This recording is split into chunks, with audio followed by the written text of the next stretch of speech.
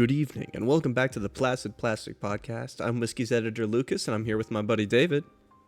Good evening, everyone. Welcome back. And how you doing? I'm good. And you know what? Today is a scary podcast day, and I want to hear from you scary stories in your life. Tell me maybe some spooky or maybe some supernatural stuff that may have happened to you. Not anything overly sad or tragic, but just scary situations you found yourself in over your lifetime. I want to hear some scary stories from you. And if you'd like, you can go first, or I can go first. What would you like? Oh, you know what? For once, I actually have something that I can contribute. A couple Let's things go. actually. So Tell me all the scary stories you got. I'll start off with something that's real, right? And I can elaborate on what that means later. But I went to a concert with some friends, and when we got back, we pulled up in front of one of his neighbors' houses, right? Okay, so we're parked on our friend's street. You know, he lives there. We're a house down because we wanted to leave some space open for all the people who went with us to park so that we can all, everyone can be close. No one has to drive really far away, anything like that. So we were trying to be polite, right? And so we park in front of a neighbor's house, like a house down or two. And these guys just are outside drinking. And we're just inside the car listening to music. And they just start harassing us, like immediately. Like the dude, one of them he is drunk, right? But he is an asshole. Like he is straight up just out of nowhere. He's just, hey, you guys, you can't be here, all right? You gotta move. You can't park here. Like, dude, first of all, we're in the street, right? We're not on your property. This is just a regular suburban road with houses on it. So, like, we're in a public spot. We're not in his driveway. We're just right in front of his house. And we're honestly kind of on the border of his house and the other person's house, but more on his side. And so he starts harassing us and stuff, right? But we're still in the car. At first, I thought he was just being funny because, like, he walked up to the car and then, like, slammed his hands on the window and, like, was making a face. So I thought, he scared the shit out of me because I was in the passenger seat. And I thought he was just fucking around. I thought he was trying to be funny or something. So I was like, oh, you're funny guy. You scared me. And I rolled down the window. And that's when he started, talking shit to us. And we're like, whoa, wait a minute. This guy lives here. Like, he lives right down there. We're not doing anything suspicious, we just came back from a concert. It's been a long day. We're just waiting for our friends to show up. And then we're all going to leave. Like, that's all it is. Because, instead of saying our goodbyes at the concert venue, we said our goodbyes at the house.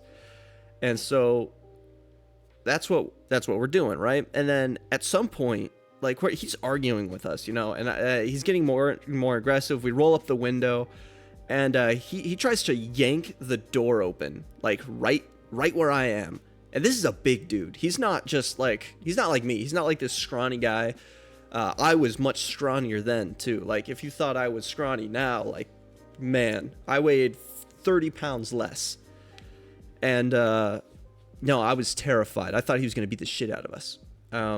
Eventually, we just pulled forward because we're like, what the fuck? We called the police because that's unacceptable behavior. That the straight up felt like I was about to get my ass beat.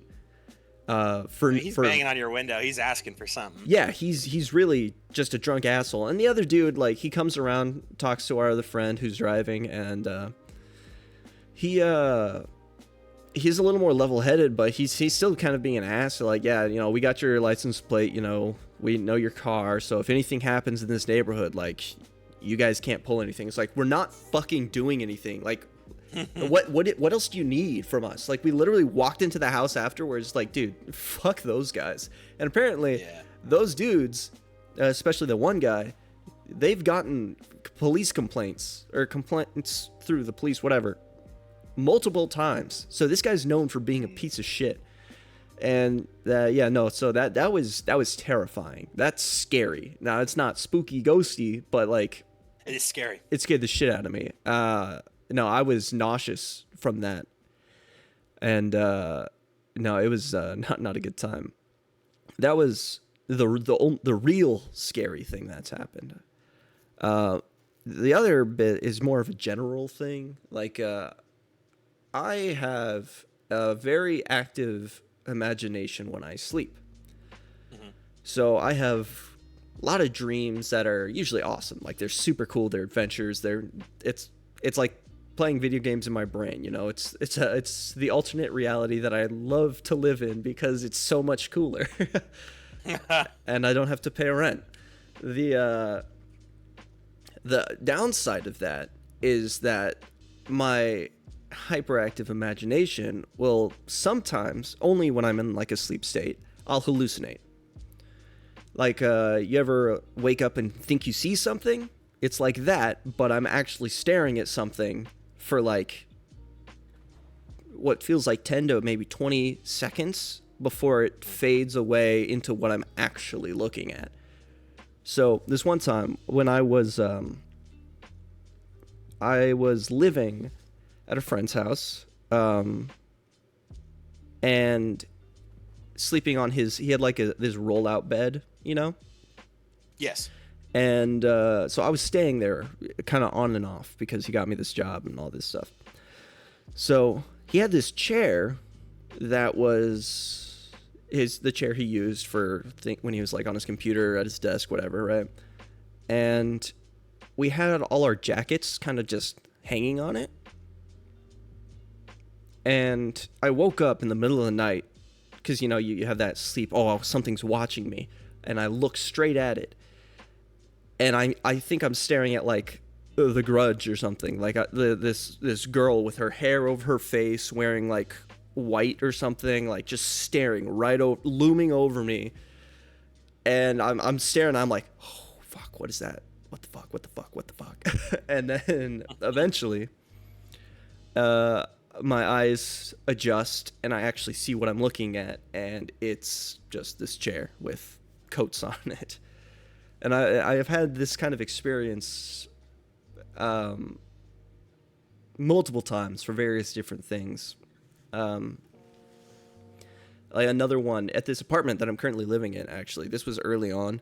I haven't had this in a while, but in here, I'm trying to remember exactly what it was, but I remember waking up, looking straight up at the ceiling, and it looked like it was undulating, like it was just like warping and moving around. But it wasn't just the ceiling warping; it was also like this void that was layered in spider webs and giant spiders, and a bunch of them were like hanging down like string lights. And it's just moving and undulating shit. I'm like, what the fuck am I looking at? Oh my goodness. And then I'll stare and I'll stare, and there's like this giant one, like kind of a couple layers of web up. And I'm just like staring at it, looking, and I'm like, I'm just gonna keep looking at this until it finally fades away and I see what I'm looking at, and I'm like, oh, yeah, no, that makes way more sense. But I get that from time to time. It's not so much hallucinations now. More if anything, I wake up a bit debilitated. Like, I can't tell where I am or who's next to me. Like, I'll be like, I think I know what's going on, but this seems very unfamiliar right now, and it kind of worries me. But I'll let it pass for now. And then it all comes back. So those are my spooky experiences. It's just mostly my brain playing tricks on me, but that one guy. Yeah, that's That what I one guy got. really freaked you out. Yeah, he seriously freaked me out. What about you? What kind of spook you've got going on? Well, I may have told you this story before, but my most famous scary moment in my life, I'll start with a spooky and then I'll go into a real life scary. The most infamous spooky moment to ever happen to me was when I was in high school, and this was after the end of the school year. It was near the beginning of summer. My parents were like, "Hey, we're going to go out of town. We're going up to Northern California for a wedding for a old family friend of ours. So we're going to have you watch the house, take care of the dogs. We'll be gone for a few days." I was like, okay, great. And so I had the house all to myself, and it was late at night, It was probably around midnight or 1 a.m. and I was just sitting on the couch and I was dozing off. I was about to pass out, and I was just like right at that moment of where you're about to fall asleep. And I had the back door. We had a sliding glass door and then a secondary like screen door, so you could have the back door open, but not have it fully open for like summer evenings and whatnot. And so I had the back door open, and I was about to fall asleep. And right as I'm about to go to sleep, I hear what sounds like a little girl screaming like bloody, like this very loud, ear-shattering scream.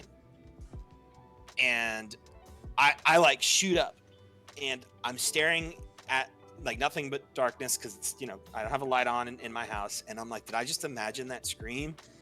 And I'm like completely still, and it sounded like it came from right in my backyard.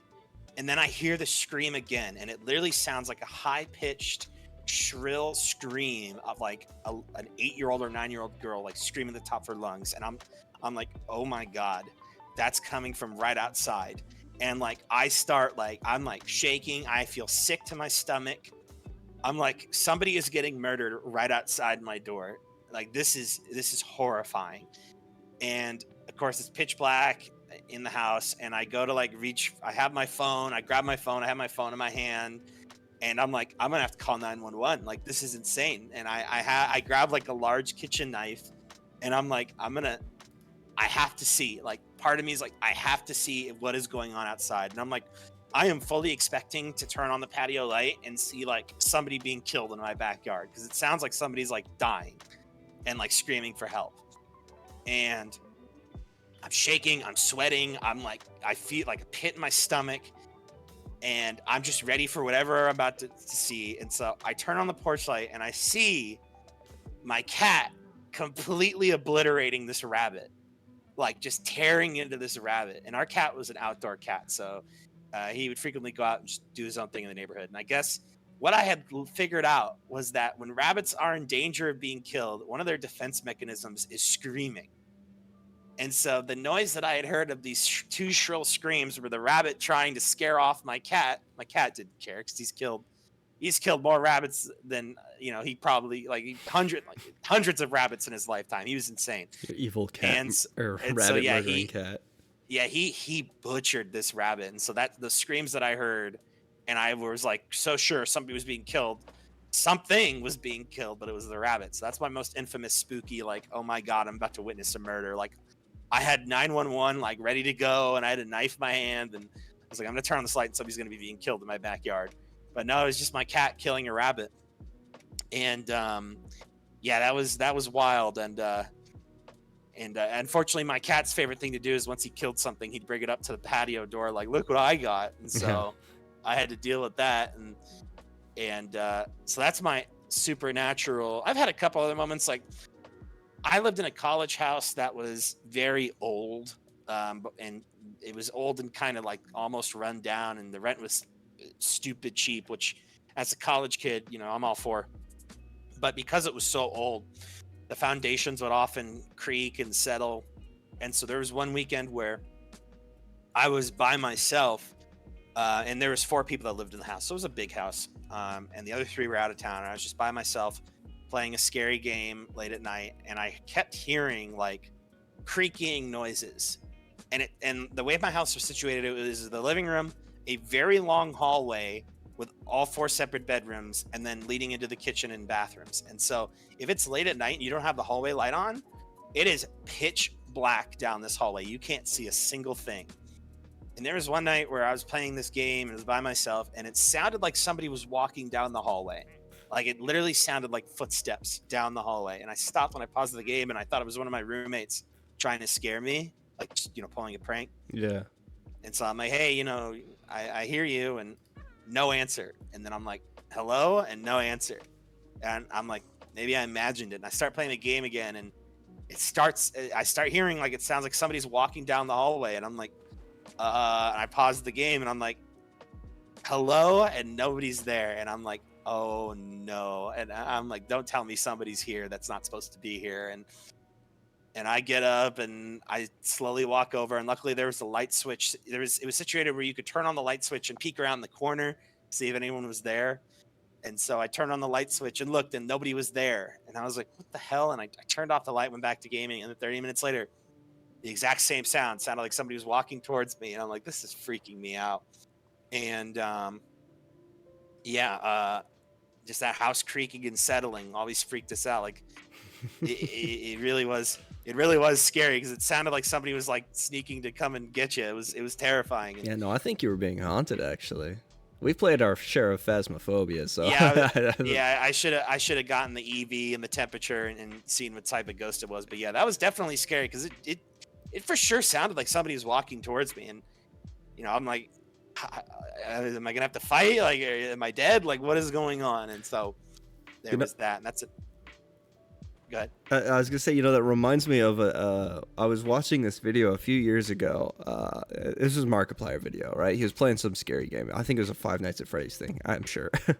And I heard knocking coming from my closet, and I was like, "Oh God, no!" I was like, "What the? What was that?" I opened it up. I'm like, "There's nothing. Nothing fell over." It doesn't even the knock didn't make sense because my closet was a big metal closet door, like slider with a mirror on it. So it wasn't going to make heavy wood knocking sounds. And I'm like, was that my door? So I open the door, I look out, I'm like, nobody's here. I close it. I put the headphones back on. It's because I was distracted. I go back in the video and then I hear it again. I'm like, oh, what was that? And I do this like 3 times before I realize that it's just the video, and my headphones were just like the sound quality and the headphones and the video. All of it was just really good. So it completely fooled me into thinking that someone was actually knocking on my door. I was so spooked for like 10 minutes until I figured it out. Yeah, that would mess me up. Any sort of random noises that happen and I can't see what it is would freak me out. Yeah. I just realized that disco noise is from the game. I was like, I thought I turned off the radio.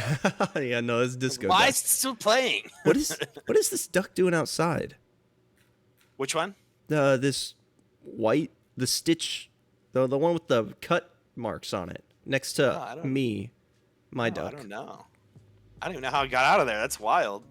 I wonder if So I noticed the bull duck will ram a red duck, and you're a red duck, so it rams you every once in a while. So I'm wondering. It was caught in the crossfire. Yeah, and it got launched out, or maybe the what do you call it? The shark duck. Wait. Yeah. Didn't we have a submarine duck? Or was it just mine? I think it was just yours for one round. I could have sworn when I picked it again that there were 2 of them. Yeah, I don't know. But to go back to, I'll tell you some real life scary moments, and I'll start with more of a jump scare moment where I inadvertently jump scared myself, and like it was horrifying. Where there's another thing where it was late at night, and this was back a long time, like a decade ago, and I'd say a little more. Yeah, it's back in 2010, so 13 years ago. This is where I was like peak creepypasta phase, and I was going to all these creepy websites and reading all these creepypastas back then when it was really popular. And it was late at night, and I was on my laptop reading these stories, and I started to doze off.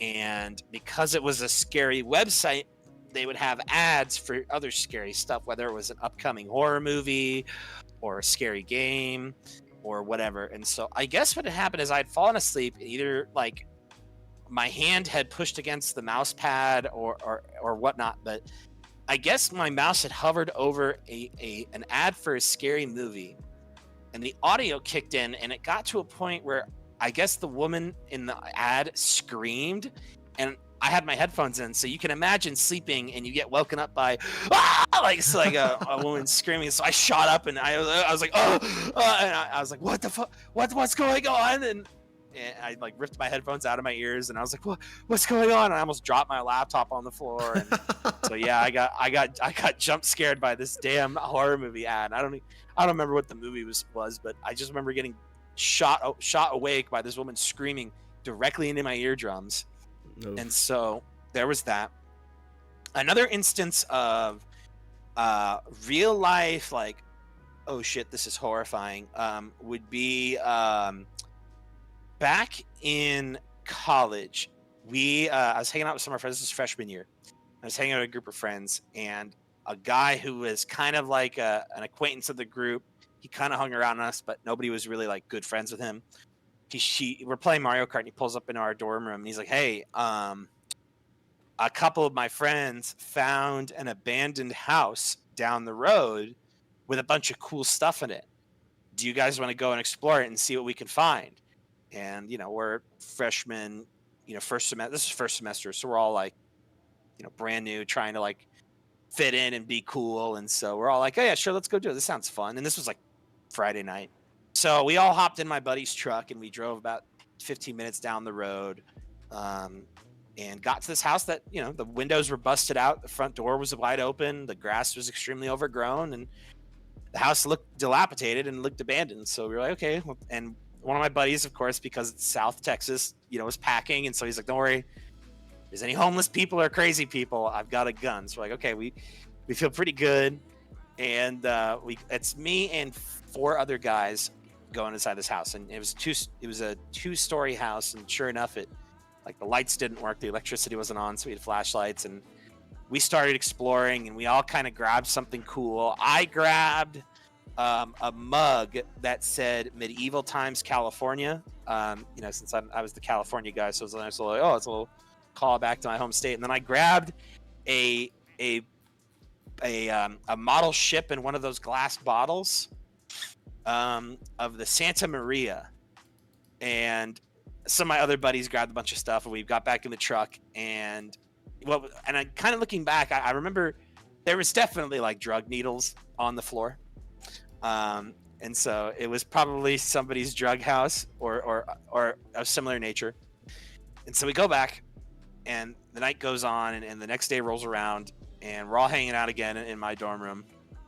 And this guy who told us about the house comes up to us again, and he's like, "Hey, so remember that house I told you about? Yeah, it actually it belongs to this fraternity that I want to join next year, and they heard that you guys broke into the house, and I gave them your names, so you need to go give that stuff back." And we're like, "What?" And he's like, "Yeah." And we're like, you told us about the house, and now you turn around and rat on us?"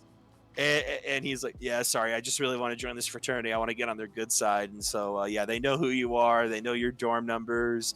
You should go return the stuff." And we're all just like, "Oh, shit." And You're telling me this bro wanted to be in the trap house frat house?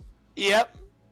Bro. and he ratted us out big time. And we were just like, "Wow, buddy. Okay, thank you." And so, obviously, because we're all first semester freshmen, and we're like, well, we don't want to get jumped and beaten up or worse because we stole from some trap house. And so we all gathered the stuff that we grabbed and got back in our friend's truck, and we jumped out, and sure enough, the house was still there, but there was a car parked in front of it, but the house was still pitch black. And we're like, "Oh no, what do we do? Like, do we just throw the stuff on the ground and run?" And so we decided we were going to pull up to the front of the house, drop everything on the front door porch, and just run and leave. And we grab all the stuff, we walk up to the front, and right as we're about to drop stuff on this porch, this guy who was on the roof shines a flashlight down on us. And luckily I had a hood on, so I lowered my head, and he's like, "You guys that stole our shit?" We're like, "Yeah, we're sorry." And he's like, "Leave it and get the fuck out of here." And we're like, "Okay." So we all dropped the stuff, and I'm thinking, the way the house was situated is it was like a group of guys could easily jump us and beat the hell out of us. And so we all book it, and we all ran back into the truck. I jumped into the bed of the truck. Like, I full on jumped into the bed, and we were like, "Go, go, go, go, go." And we peeled out of there and drove back to the dorms, ran upstairs, and we were like so sure that like, did anyone follow us? Like, are we good? And sure enough, nothing came of it. But that one moment of like shining the flashlight down on us, like, you're the ones that stole our stuff. Like, I was thinking we were gonna get the hell beaten out of us. I was ready to get like jumped. So that was one scary moment. Another really good. Oh man, I just remember this too. Okay, so there's this guy. This is also freshman year. There's this guy at the end of the hall of our dorm, and he looked like Sid from Toy Story, like exactly like Sid from Toy Story to the T. Obviously, for obvious reasons, I'm not going to say his name, but I'll just call him Sid for the context of the story. And so Sid was a really weird guy. He just was, there was something about him that was off. I remember a good example was when I met him, the first thing he ever said to me was, "Hey, do you want to see my collection of knives?" And like that was literally his greeting to me. Like, not, "Hey, what's your name? Where are you from? Hey, do you want to see my collection of knives?" Like, I don't even know your name yet. And so there was another night where I was Skyping my brother, and he was banging on my door. "David, I know you're in there. Open up." Bam, bam, bam, bam, bam. And I'm like, "Okay, hold on, bro. Give me a second." I mute Skype and I open the door. I'm like, "Dude, what are you doing? What do you want?" He's like, "Hey, I want to borrow some DVDs." And I'm like, "You're banging on my door screaming because you want to borrow some DVDs?" And he was just that kind of guy. So around November of first semester, we're watching a horror movie, me and all my buddies in our friend's room. And we finished up, it was a movie called VHS. I don't know if you've ever seen it. I think I've heard of it. It's not that good, but for a college freshman, it was scary. It had some scary scenes, and we finish up. We're talking about it like, "Man, that was scary." And we hear outside the door what sounds like bang, bam, bam, bam, bam, like somebody punching something. And I'm closest to the door, and we're like, "What is that noise?" And I open the door, and there's Sid with boxing gloves wailing on the wall at the end of the dorm hall, like just going to town on it. And I'm like, "Hey, Sid, you okay?" And he turns around and goes, "Get the fuck back in your room." And I'm like, "Oh, okay, I ain't getting stabbed by you." And so I close the door and I lock it. And they're like, "Why'd you lock the door?" And I go, "Guys, Sid is like hammering on the wall at the end of the hallway." And they're like, "Are you kidding?" And I'm like, "No, dude. He's just going to town for about 10 minutes." And then the noise stops. And we're like, "Oh." And I open the door again, and there's police there. Police in front of his dorm room. And I saw one of the police officers taking his roll of knives out of the dorm room and walking away with it. And his roommate is like shell shocked, like talking to an officer. And about like an hour or two goes by, and the police finish up doing whatever they're doing, and we go to talk to this guy, his roommate. We're like, "Dude, what happened?" He goes, "I got into an argument with Sid, and he threatened to stab me to death and started slashing at his pillow and mattress violently. And I went to the bathroom and secretly called the cops on him. And when he heard that I called the cops, because he kept threatening me, and I eventually had to tell him that I called the cops. And when he heard that, he started stabbing my pillow and mattress and like slashing up everything in the room. And he took boxing gloves and started hitting the wall, and the cops took him away, and I never saw Sid again, ever. That was the last time I ever saw Sid, or anyone in the dorm saw Sid. But I checked his dorm room. We went inside his dorm room. Sure enough, his pillow, his mattress, Sid's pillow and mattress are just cut up with this knife from this knife he had. And like the TV was smashed. Everything was torn down from the walls, whatnot. And I was just like, holy crap. And so that moment of when I opened the door, I was like, "Hey, Sid, you all right?" And he turns and goes, "Get the fuck back in your room." I'm like, holy shit, he's gonna stab us. And I guess he was in a stabbing mood. My goodness, I hope he got help. We don't know. I never heard from him again. Obviously, that was the last time any of us saw him. I think he got escorted by the cops and probably got dropped from the college for obvious reasons. But yeah, I never saw him again, and he was just a really weird dude. I remember one other time, it was a Saturday afternoon, and he was trying to get people to play poker with him, and nobody wanted to play poker with him because he's a weirdo. Like, you think I want to play anything high stakes with you? You're gonna stab me if I win. And so I was playing a game of Madden with the guy in the dorm room next to me, and he's like, "Hey, you two want to play poker?" And we're like, "Nah, man, we're playing this game." He's like, "Well, why don't we play when you're done?" And I was like, "Nah, man, I'm good. I don't want to play." He's like, "Why don't you want to play?" And he got like really silent, and we're like, "We're good, man. Like, we don't want to play poker today." And he's like, "I don't understand. Like, why don't you want to play poker with me?" And I just kind of stopped and looked at my friend, and I was like, "Is this gonna turn into a situation?" And we're like, "Hey, man, like maybe another time, but just not today." And he's like, "I'm gonna make sure you play poker with me next time." And I was like, "Okay." And then the next week was the week that he got arrested by the cops. So, but just that moment of "I'm gonna make sure you play poker with me" was like, hold on, what do you mean by that? Yeah, like my goodness. So he was definitely unhinged. So that's definitely a real life like scary. Like, am I gonna wake up to him with a knife at my throat? Like, what is going on?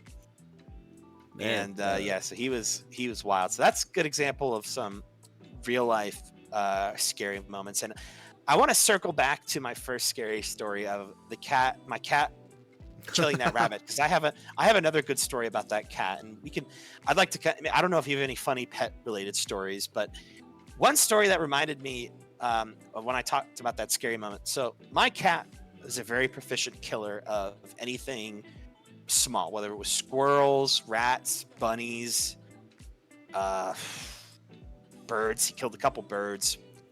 He was a proficient killer for sure. And we used to go to this county fair every year as a family. And we let the cat out in the morning, and he usually spent the entire day outside just doing whatever, doing cat things, I guess. being And a so we cat. figured when we get being a cat, we figured when we came back home, we usually come back home around 9 is when it'd be perfect timing when he'd want to come back inside.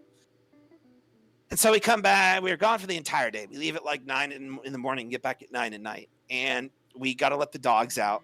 And right as we're about to let the dogs out, we turn on the patio light, and there is just a bunny massacre on the back in the entire backyard of our house.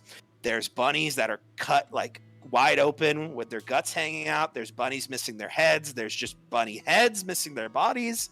There's just bunny body parts all over the lawn. Like the entire backyard is covered. It was insane. And in the far corner of the backyard, is our cat finishing off the last rabbit. And what's funny is from that day, because we used to have a huge bunny problem. I know why, because my dad used to garden a lot. And so they'd, obviously go into the garden and get all the vegetables and whatnot. Ever since that day that my cat, and there was like I'm pretty sure it was like 30 something rabbits that this cat killed. Ever since that day of that bunny massacre, we never saw another bunny in the backyard. So I'd like to think like that's like a bunny no-go zone. That like they all met together and was like, hey, whatever you do not go in that backyard. You will die. Yeah. And yeah, oh man. And it was wild too, is sometimes my cat and my dogs got along, but they didn't really like hang around each other. It was kind of like a I don't know if my cat and dogs had a respect thing where it was like, hey, don't bother me and I won't bother you. Like they really hang around each other or like take naps next to each other or anything. But sometimes they would tag team and like go after small animals together. And I remember there was this one day where they were chasing the squirrel, and I had this jacuzzi in the corner of my yard that was broken, but it was too complicated to get rid of, so it just kind of sat there. And it was a diamond shaped.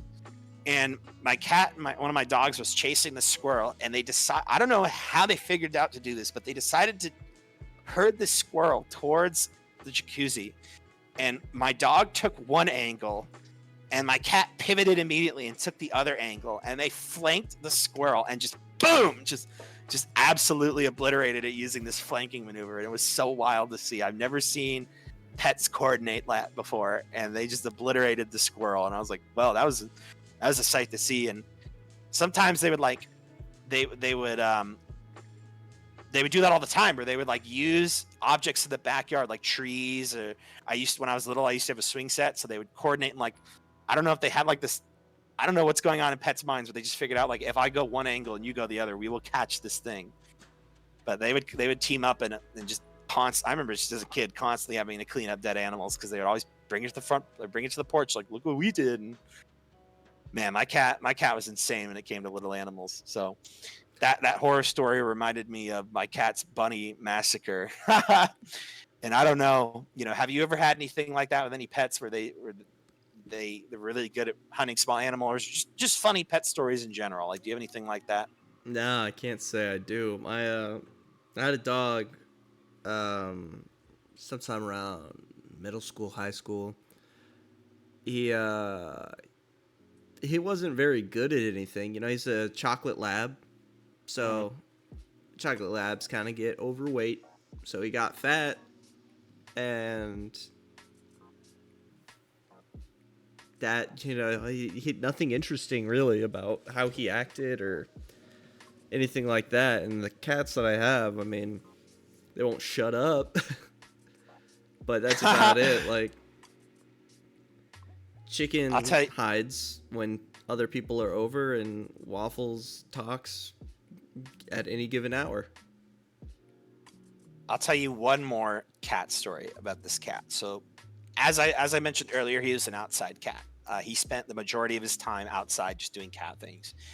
And I remember one day he didn't come home when he usually does, and so we were like, "Oh, he's not home." And then the next day he didn't show up at all. And right around the third day, we're like, "Okay, like he's obviously missing." So we did the whole thing where we put up missing posters and whatnot, and we honestly at the time like thought that we probably were never going to see him again, because the thing with cats, especially outdoor ones, whenever cats kind of generally have a good idea like when they think they're going to die, and when they do, they typically like to hide themselves so that predators don't find them. And so typically when outdoor cats are near death, they'll hide, and then and some are secluded and then pass away. So we thought our cat was pretty young at the time, but we thought maybe like it got hurt, just decided it just was going to die hiding. My time has come. Exactly. And so we were searching, and we went like 3 days looking. We basically, like, at this point, we're like, oh, we really liked this cat. So it was kind of a huge bummer, like, oh, we're never going to see it again. But then my mom one day is searching 2 neighborhoods above us, and she goes to she's going door to door, like, hey, have you seen this cat? Have you seen this cat? She goes to this old lady's house, like old lady in her 80s. Have you seen this cat? And my cat's name was Pirate. We called it Pirate because and she sees the picture of this cat, and she goes, oh, that's Meow Meow. And we're like, my mom's like, what? And she's like, that's Meow Meow. And she brings my mom inside, and there's our cat chilling on this old lady's couch. And she's like, what are you doing here? And I guess what had happened was, we figured this out. Some kids had shot our cat with a BB gun, and it got injured and took shelter at this old lady's house. And the old lady found the cat, picked it up, took it to the vet, got it taken care of, and was taking care of this cat for several weeks, and named it Meow Meow. We didn't have a collar on it at the time. We had a little. I don't know if we had a tracking chip or not. No, we didn't, because we would have found it. But we didn't have a collar or anything like that. And so she just adopted our cat for a while, and obviously we took it back home. But from that day forward, my cat decided to live a double life, where whenever it went outside and it was gone for more than a day, it was because it was spending time at this old lady's house freeloading off her. So this little It's double a cat. It's always freeloading. Yeah, this freeloading double crosser would spend like 50% of the time like at this old lady's house and then at our house. But it was so funny, like this old lady, like, oh, that's my cat. Like, what do you mean it's your cat? And so that's another funny story with this cat. And I love that idea. Like, oh yeah, we're looking for our cat. Oh, that's my cat. Like, well, okay. Well, here's the thing. We're looking for our cat, so clearly it's not your cat. But yeah, she's like, that's Meow Meow. What? Yeah, he's right there. And then sure enough, that's our freaking cat just chilling on this old lady's couch. But yeah, he was a proficient hunter. I've never seen, like, I know dogs. I've had my dogs hunt animals, but this cat just had a second nature for, I'm going to kill anything that's small that comes into the backyard. Like, I would see him climb up trees, large trees, to get to birds. Like, he was just determined, like, I'm going to kill that small thing. And there's something wired about this cat that he was just born to kill. And now I see, like, now I get how small cats, you could argue, obviously we're ancestors of bigger cats, or obviously in the same family tree. So now I see why, like, when I see videos on YouTube of lions and cheetahs and whatnot climbing up trees to get small animals, I totally get it now. It's just like wired in their nature, like, oh, I'm getting that no matter what. So that's another funny cat story. And I also want to, touch upon something you mentioned the other week on our last podcast when we were talking about, games that lie to you about, your choices matter. Okay. Yeah. And we talked about how, in my opinion, the most famous game when it comes to choices is the Mass Effect trilogy. Yeah. You could argue Fallout, but I think mainstream was the Mass Effect trilogy, specifically, Paragon, Renegade, whatnot. You've played through the trilogy, right? If I'm correct. Yeah. I've played all of them so far. Okay. And you played Andromeda as well? I did. Oh, I'm so sorry. I did that too. But anyway, back to the trilogy. I want to touch on the ending of the third game.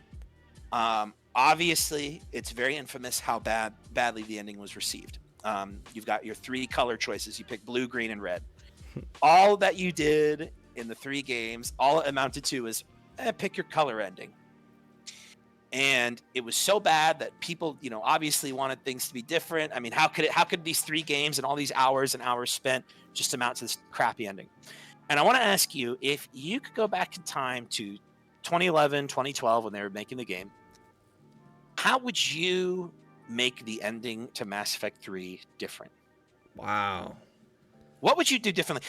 Because one thing, and maybe you can incorporate this into your answer. I don't know if you remember when people were floating around the idea of the indoctrination theory. Yeah. I actually heard about that more in depth on a different podcast. Oh, there you go. Exactly. So you already know what I'm talking about when people float around like, well, maybe, and developers have come forward and said like, hey, we were possibly thinking about that, but we didn't really elaborate on it because of time crunch. So I want to know, like, what would you do differently with and you don't have to go into great detail, but how would you make the perfect ending to 3? What would you do? Well, I would. We'll see.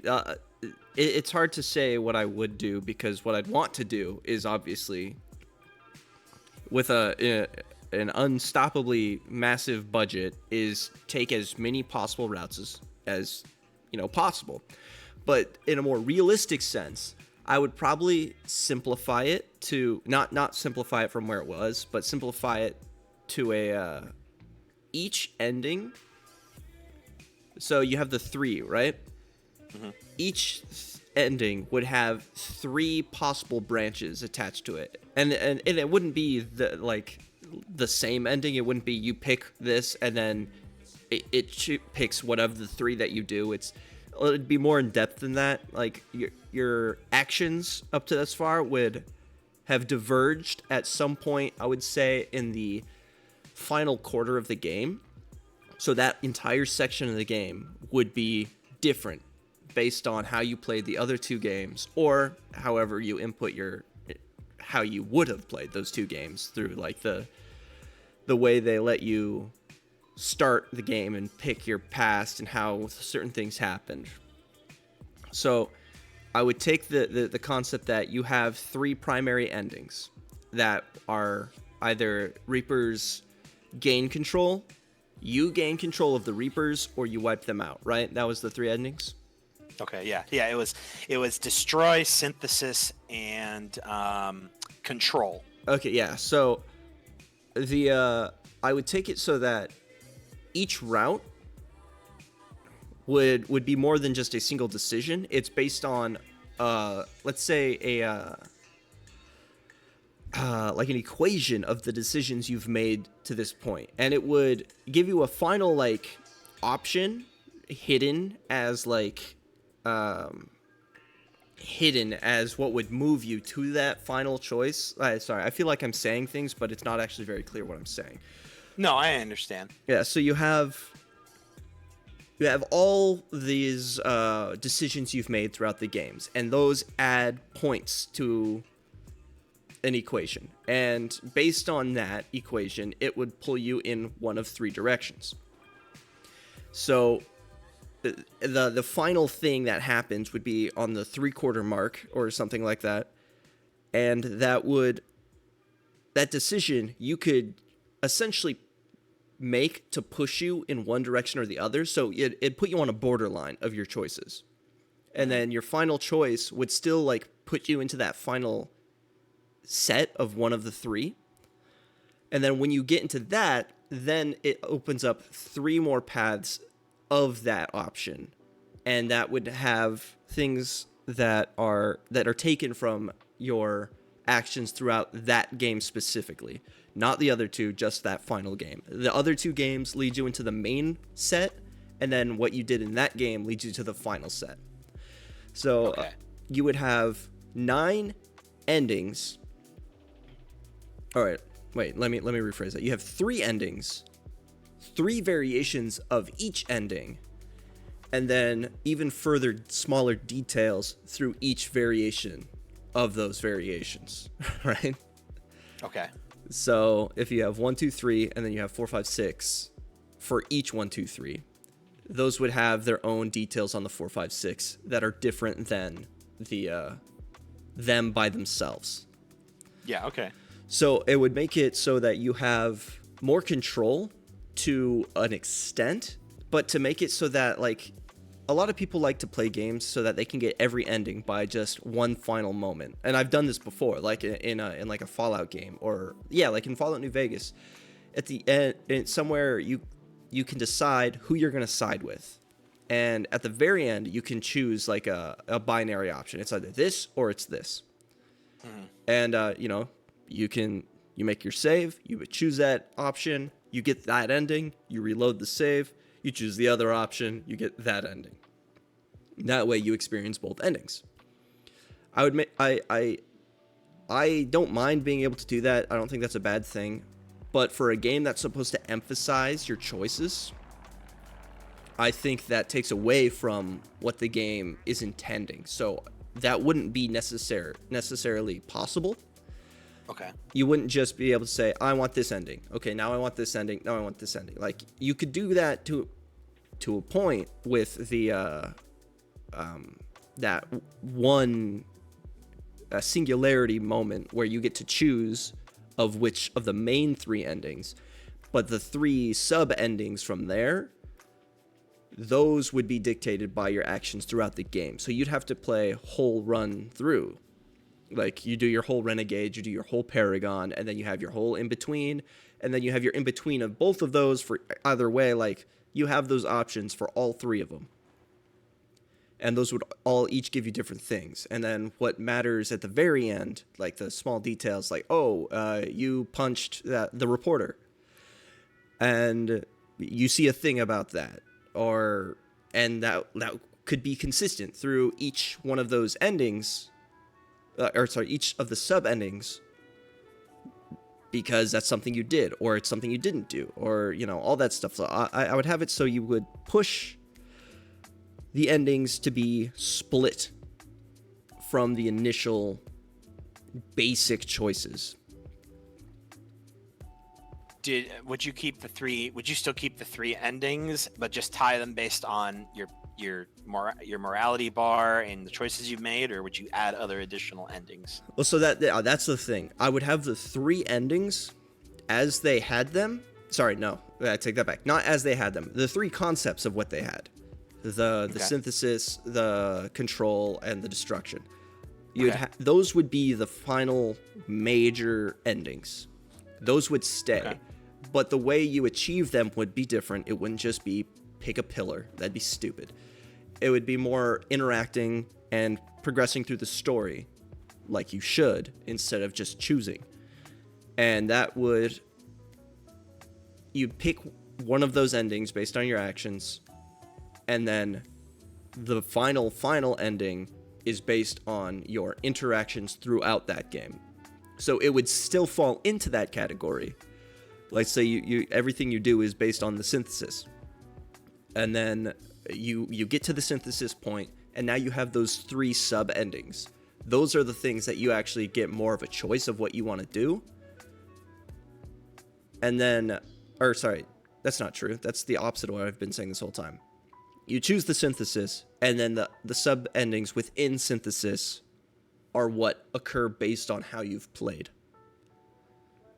So maybe how you choose to do the synthesis. Maybe you do it as a renegade. You shoot the guy who's unlocked the synthesis thing, and you do it for yourself, or you have someone else do the synthesis, and you sacrifice them for it, or you find a way to try to balance it, or something like that. Like those would be the things that you don't choose, but still come out with a similar but varied outcome.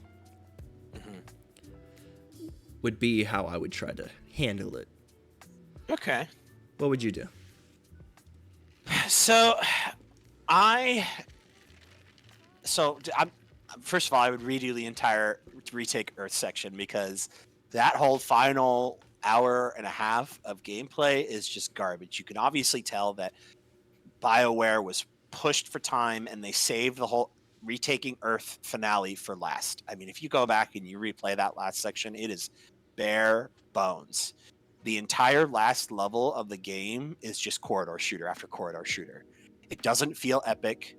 Even the final like push to the spire, where you're having like your own D-Day rush to the spire, it just feels so incomplete and like empty that they tried to improve it in the extended cut. If you remember, they added for free a little bit later on, and it's still like that last area is so, that last Earth section is just bad. So I would obviously take more time to make it really feel like every single alien race in the galaxy is coming together to defeat the Reapers at the end, because that was the whole point of the third game, which was resolving any conflicts that all these races have to focus on one final push on Earth to get rid of the Reapers once and for all. And they did not do that well at all. So I would really make that better. And then when it comes to the actual endings, I would actually include an indoctrination ending. However, I would make it so that if you don't have enough war assets, like let's just say you strictly do the main story, it would make it so that because you were so unprepared when you get to Earth, it's easier for you to get mind control. So that's why I would put in the indoctrination ending. So if you want to see that ending, just play the story. Don't worry about the side quests. Don't worry about any of the conflicts. Or if you fail to resolve enough of the conflict, so let's say like the genophage, because in the third game you can actually choose to not cure the genophage, which is a terrible decision, by the way, because all it does is you end up killing Rex if you didn't die in the first game, and you barely get any war assets as compared as if you cure the genophage. So I would make it so that if you did not do a great job getting everyone ready for the final push, the indoctrination ending is true. However, I would also tie endings based on how much Paragon or Renegade points you have. So I would do a base ending of Destroy. I would keep the Destroy the Reapers ending if you want to just go for the basic, Destroy. And then I would clearly make it so that Shepard does survive depending on how many war assets you have. Because that whole bullshit ending if you have the perfect war asset score, you get to see a 1 second shot of somebody in N7 armor going, and that's supposed to be like indication that they're still alive. No, I know for some reason game companies just refuse to have a happy ending. I would make it so that there could be a happy ending, so that if you play well enough and you do the Destroy ending, your Shepard could live. So I would definitely put that in. But then I would have options based on how much Renegade or Paragon points you have. So let's say you maxed out your Paragon meter, and I'm talking like you have to have played the first and second games. If you just go into the third game alone, you can't unlock this ending. It has to be a legacy unlock. If you have fully maxed out your Paragon points, you get access to a new ending. If you fully maxed out your Renegade points from the first and second game and third game, you get access to a Renegade ending. I would make the Renegade ending where you decide, I'm going to control these Reapers and force them to work for us and rebuild everything they've destroyed. The downside is, if you do that, AI doesn't exist anymore, because you're basically taking control of every single aspect of AI. So Edie, your robot companion, any Geth, they don't have a personality anymore. They're all under your control forever. So there's that downside of, I can have the Reapers rebuild and they're under our control permanently, but I lose AI. Then I'd make the Paragon option. I would make that a sacrifice ending to I don't know. I never really liked the synthesize ending. That just kind of seemed weird to me. Like, oh, you can merge with the Reapers. Isn't that what the whole husk thing was anyway? Those zombies creatures, which is just mixing with the Reapers. It seems like you're one step below husk in terms of, oh, we're just going to combine our life essence with theirs. It sounds like a terrible idea. I think that's kind of, in the way I understood it, that's what I felt was like the core of the indoctrination theories, that Shepard now thinks that somehow being one with them will actually solve things, but that's what the Reapers wanted the whole time, because they're going to end up destroying it, whatever. You could make the synthesis ending part of the indoctrination ending then. That works. Yeah, I figured in like the branches, indoctrination would be a part of each one in some fashion, as maybe some kind of hidden fourth thing if you just fuck up bad enough, or like you said, without the war assets. Yeah, but so the Paragon option, right? So if you destroy the Reapers, AI is destroyed. If you go with control, AI is destroyed. However, the Paragon option is you can sacrifice yourself so that the Reapers are gone, but AI still lives. So all your Geth companions, Edie, all these machines that have free will still live at the cost of your own life. And it would take some time to kind of integrate into the story how that makes sense, but I would make an ending to where the Paragon option is where you sacrifice your own life to save AI. But I would make it a little bittersweet. So if you like Edie, you have to sacrifice yourself. If you like the Geth, you sacrifice yourself. However, if you want to destroy the Reapers and you have the perfect amount of war assets, you will survive, but AI will cease to exist. So that's what I would do. That's how I would change it. Yeah, I would really just make that whole last area seem like a final push to retake Earth and win the war, because they did not do a good job at all. Yeah, I never really thought about how dry that section was, but yeah, I agree. Upon retrospecting it, like, it does feel that it's just that you're just running through and shooting. That's all you do, and then you get to the end and make a pick or a choice. Yeah, there's no strategy. There's no using your squad mates. It's basically just sit in this corridor and do a round of basically horde mode from Gears of War until you can go to the next point and then do the same thing over again. And it's so boring to get through. It is so bad. It's easily the worst part of the third game is that final act. I would also, this is interesting too, I don't know if you know this, but the Elusive Man, originally it was planned that you were going to have this epic final boss fight with him. Where he turns into a Reaper amalgamation and you have to fight him. And there's no final boss. There's no final boss in the game.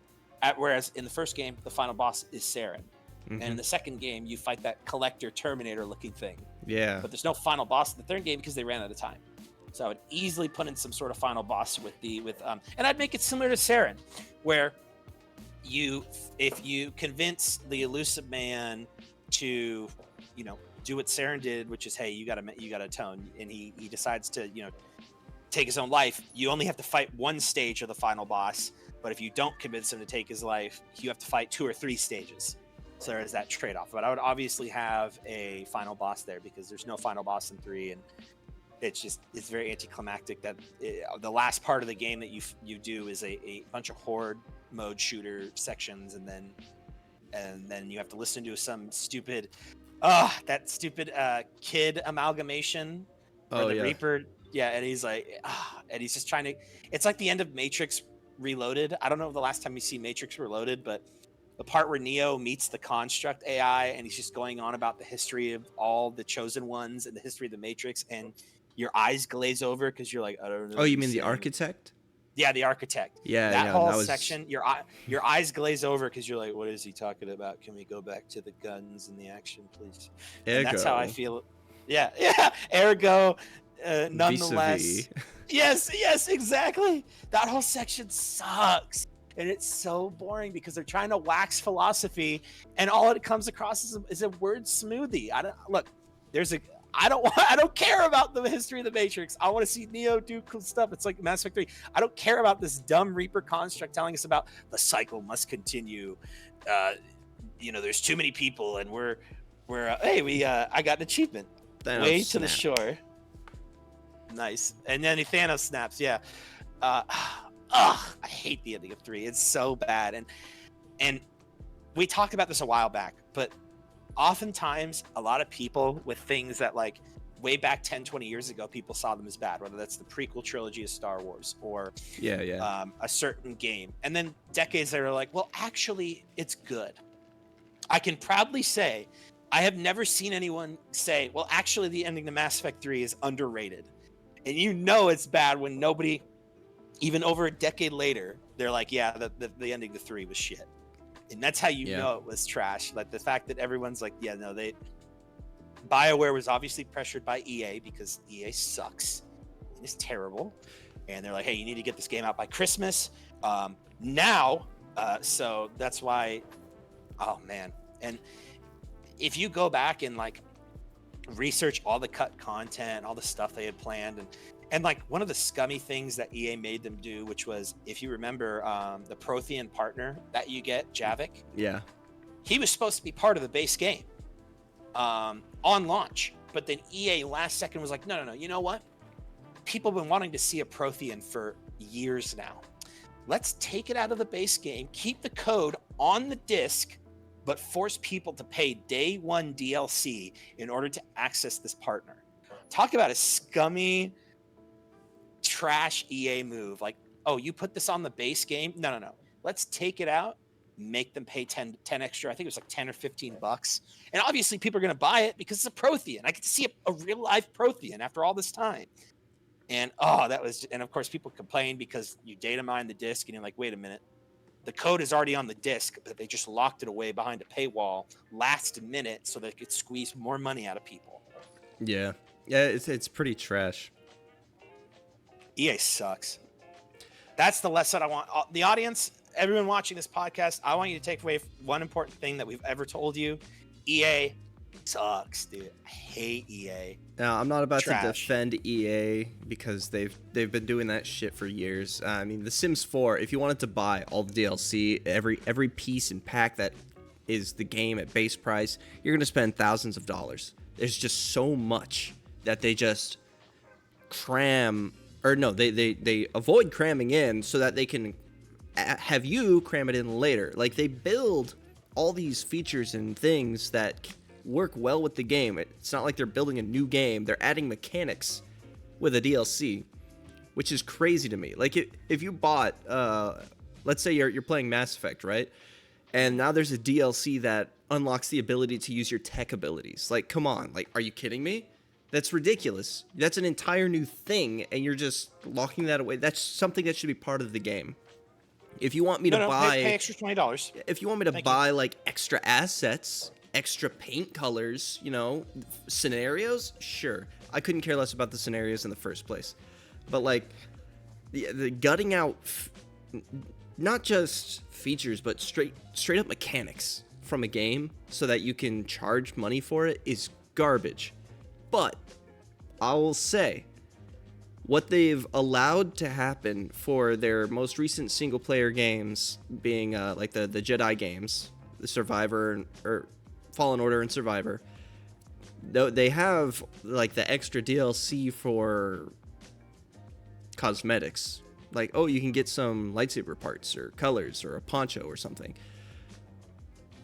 And that's, I'd rather have everything in the base game, but that was great. They didn't hide any DLC away. There was no, everything. It's a complete game. And I wish they kept that up. I know it doesn't make nearly as much money, but that's just better. And I'll respect you more as a company. And I avoided buying anything from EA because they would just be garbage. I played a bunch of Apex, and I spent $0 on any of the packs, anything. Actually, I didn't spend money on it for the longest time because I just didn't want to give EA any money. Like, I wish I could support Respawn without supporting EA, but you can't. That's not how it works. It's a real pain in the ass, and EA has been a shitty company. The fact that they'll, instead of taking their problems and finding a way to fix them, they'll just hide them away. Like we said, they tried to patch a little bit to make the ending of Mass Effect 3 a little more fleshed out, but what they really should have done is when they released the most recent edition of the trilogy, they should have just reworked it, rebuilt it, and said, hey, here's a director's cut. Buy this Yeah. now. And people would love that. They would buy the whole game just so they can get that stupid ending. Yeah. And No, I think agree. more developers need to take that route. If this game kind of fucked up, let's fix the parts that people didn't like. Even if it's too late to just do a patch, because I don't know, it's been 10 years. Let's take the game, do a remaster of it, but in this remaster, let's also fix broken things or change things that clearly nobody liked. The ending was a clear nobody liked it. There's nothing you're going to lose by making that ending better, because everything would make that ending better. Yeah, and I thought they were going to do that with the Legendary Edition that released, I think, like 2 years ago. Yeah, that's the where one I they was were- talking about. Yeah, and unfortunately, they didn't. It's actually kind of funny. It's actually missing content. The Legendary Edition is actually missing content from the original Mass Effect 1. It had the DLC. There was two DLCs that released for the first game. One was called Bring Down the Sky, which was the Protheans were trying to, or not the Protheans, sorry, the Batarians were trying to launch a meteor of some sorts into Earth because the Batarians hate humans. Yeah. And that was a pretty good DLC. Then there was another one. It was called Pinnacle Station. It was and what it was, you do these shooting missions in order to unlock new weapons and powerful armor. And then you also got, it was basically combat missions. And then you'd also got access to your own little apartment. And it was just a nice little cool little side area, really nice little place. But unfortunately, when the Legendary Edition was coming out, they're like, hey, the code for Pinnacle Station is too broken and corrupted. We'd have to rebuild the entire thing. And that would take 6 months for us to do. We're not going to do that. Funny enough, modders were like, okay, we'll do it. And so they took 6 months and modded it back into the game. So modders definitely helped out with that. But yeah, if you don't have mods, the Legendary Edition is missing that DLC. And I mean, the DLC is like whatever. There's no story stuff, so you could, skip it and not miss anything. Yeah. But it was definitely like, oh, I mean, if modders could do it, on for free, why couldn't this company do it? But that's whatever. Yeah. I never bought or owned any of the Mass Effect DLC for the entire trilogy. So there's so much that I just never got. I didn't see. You should get the Legendary Edition. I think I might have it actually. Because that has all the DLC except for Pinnacle Station in it. I'll have to check. I don't have any of it on Steam. Wait, maybe I do. Let me pull that up real quick. I think I have. Because there's some pretty solid. There's some DLC for 2 and 3, but there's some pretty good DLC for 2 and 3 as well. So you kind of get that spectrum of quality where it's definitely some DLC was like, okay, they didn't really try on this, and then there was some where it's like, oh yeah, this is really great. I'm surprised you never played any of the DLCs, but yeah, if you haven't, I would definitely play the Legendary Edition then. So not only can you maybe go through the trilogy again, but also get to experience the DLC that you missed out on. Yeah, that would. As much as I would like to do that, it's very hard for me to play a game that I've already beaten, even if there's like new content in it. Like, there's a game I don't remember. Oh, Dying Light 2. Like, after I beat the game, they added a bunch of stuff, and then they added a DLC, and I was like, oh, cool, I'd love to play this. And I started playing it again. I looked to see if there were some mods I could get to, like, I don't know, kind of keep it interesting. I didn't find much, and I just bleh. I already played the game. I know what I'm expecting. I already have decent equipment because it was New Game Plus. Like, I'm not missing out on anything, I guess. And that's just me. That's just how I am with games. I can't really go back and play them with the same vigor as when I would first play it. which is really a shame, but there's nothing I can do about it. I just don't have that interest. Yeah. Well, I say we wrap this shindig up.